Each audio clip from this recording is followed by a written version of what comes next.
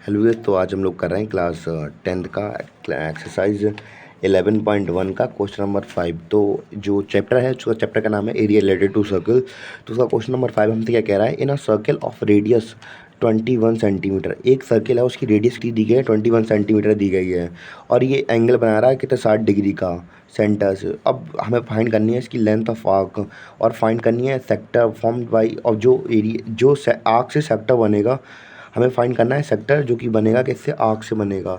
और तीसरे में क्या पूछा कि area of the segment formed by the corresponding chord. तो जैसे कि हमें, जैसे मैंने पिछले सवाल आगे के वाले जितने भी सवाल है उसमें क्या दिया गया कि ये एरिया निकाल देंगे और ये एरिया पूछेंगे, तो इसी एरिया की बात कर रहे हैं, इसी को सेगमेंट की बात कर रहे हैं। तो अब बढ़ते हैं अपने पहले सॉल्यूशन की ओर। तो पहले में हम क्या कहा गया है कि क्वेश्चन पहला हमसे कह रहा है लेंथ ऑफ आर्क निकालनी थी हमें। लेंथ ऑफ आर्क के लिए हम लोग फॉर्मूला यूज़ करेंगे ये वाला, थीटा अपॉन 360 डिग्री। और जैसा कि हम यहाँ पे क्वेश्चन में देख सकते हैं कि हमें आर्क पता है, तो आर्क यहाँ से ए से लेके बी तक आर्क है, और ये हमें बाहर का हिस्सा पता है, पैरामीटर पता है। तो पैरामीटर के हिसाब से फॉर्मूला हम लोग यहाँ पे यूज़ कर देंगे। हमें पता है सर्कमफ्रेंस का फॉर्मूला होता है 2πr। तो हम लोगों ने उसी से रिलेटेड आपको थोड़ा सा आइडिया लग सकता है कि यहाँ पे आर्क से वो वाला फॉर्मूला बन जाएगा। तो हम लोगों ने बस कुछ नहीं किया, ये फॉर्मूला यूज़ कर दिया। और जब फॉर्मूले को पुटअप करेंगे तो ऐसे करेंगे, थीटा की हमें पता था, थीटा के यहाँ पे कितना बन रहा था, कितनी डिग्री का एंगल बन रहा था, 60 डिग्री का एंगल बना, तो हमने वो लिख दिया यहाँ पे इंटू 2, पाई की वैल्यू 22/7, आर की वैल्यू हमें कितनी गिवन है 21। तो बस कुछ नहीं, इसको सॉल्व करेंगे। 6 1 जा 6, 6 6 जा 36, मतलब 60 से कर दिया, 16 6 जा 316।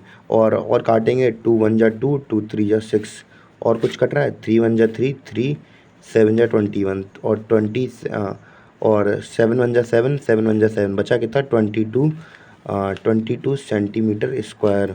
ये हमारा पहले वाले आंसर का मतलब पहले वाला आंसर निकल आया कि लेंथ ऑफ आर्क पूछी थी हमसे, तो हमने लेंथ ऑफ आर्क निकाल दी हमने अपनी। दूसरे क्वेश्चन में हमसे क्या कह रहा है कि area of the sector formed by an arc. तो अब हम दूसरे सॉल्यूशन की ओर चलते हैं कि हमें क्या दिया गया था, हमसे पूछा गया है एरिया ऑफ सेक्टर निकालना है जो कि आर्क के द्वारा बनेगा। तो हम लोग कुछ नहीं, इसके लिए दूसरा फॉर्मूला पुटअप कर देंगे, theta upon 360 degree into pi R square. तो ये सॉरी, ये पाई थोड़ा कम लग रहा है, ये आर ज़्यादा लग रहा है, तो कुछ नहीं, वैल्यू पुटअप कर देंगे।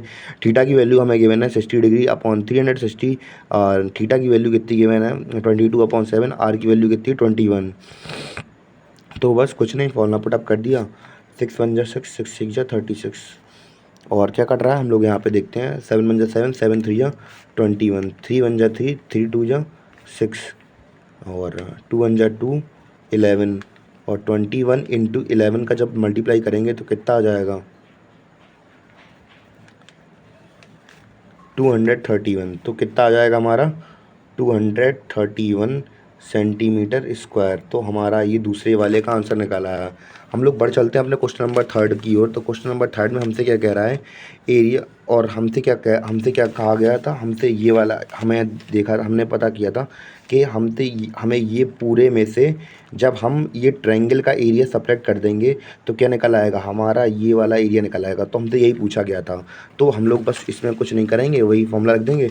यहाँ पे हम लोग देख सकते हैं कि ये जैसे दिया तो नहीं गया, पर ये इक्विलेटरल ट्रायंगल होगा। और इक्विलेटरल ट्रायंगल के लिए उसके एरिया का फॉर्मूला क्या होता है कि √3/4 ए स्क्वायर फॉर्मूला होता है। तो हम लोग वो वाला फॉर्मूला यूज़ कर देंगे एरिया ऑफ ट्रायंगल की जगह पे।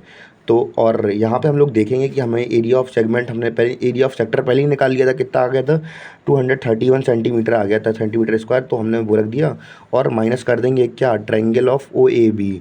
तो OAB का फॉर्मूला हमने ये रख दिया, आर एक ए इक्वल टू क्या होता है, साइड होती है, आर हमने वहाँ पर रख दिया, और 441 हो जाएगा यहाँ पे। और जब हम इसको सॉल्व करेंगे तो फर्दर बहुत ज़्यादा पॉइंट में आ जाएगा, इस वजह से हम लोग किस में रख देंगे, इसमें जैसे कि हमें बुक में दिया गया है, तो मैंने उसके हिसाब से कर दिया, या फिर पॉइंट में कर सकते हैं और डिटेलिंग में काट सकते हैं, नहीं तो इतना ही आंसर लिख दो तो काफ़ी हो जाएगा आप लोग के लिए।